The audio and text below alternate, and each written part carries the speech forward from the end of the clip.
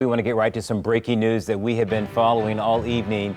Pasquotank County leaders holding an emergency meeting right now after a deputy shot and killed a man in Elizabeth City. Now, here's what we know. We are told that council members will be addressing a curfew as well as a state of emergency declaration. You are looking live right now outside of that meeting. Members of the community, they're out there. They're demanding answers. News 3 reporter Brendan Ponton has the latest on what we know right now. The sheriff held a press conference here in Elizabeth City this afternoon and promised to be transparent during this investigation.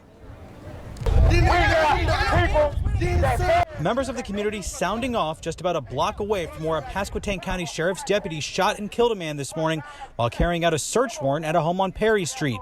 Andrew Brown Jr. was the man who died. His family says he was a father and had recently celebrated a birthday. My nephew was a sweetie. He did what he did, but he was a sweetie. And I ain't sugarcoating nothing, baby. I ain't sugarcoating nothing. But I think they wrong. So far, it's not clear what led up to the shooting or what kind of investigation led them here. Deputies from Dare County were also there. Family and witnesses said Brown was shot in his car.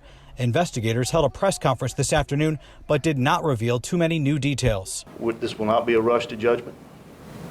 We're going to wait for that investigation, as we're duty-bound to do. The sheriff says the deputies had body cameras that were activated. He had not seen the footage at the time of the press conference this afternoon. We are currently working that right now as hard as we can. Yes, we will be transparent with this situation, absolutely. In today's climate nationwide with law enforcement, the local NAACP says they were disappointed in the lack of answers. They felt they could have helped to calm some of the tensions. With the climate, we already know that this is a terrible climate, but it's always been a rough climate for black males that live in America. You know, it's like no matter what we do, no matter what we say, we're always looked at as that black male. From here, we know the State Bureau of Investigations will be handling this investigation. When they're done the investigation, they will turn their findings over to the district attorney, who will determine whether or not this warrants any further action or criminal charges or anything like that.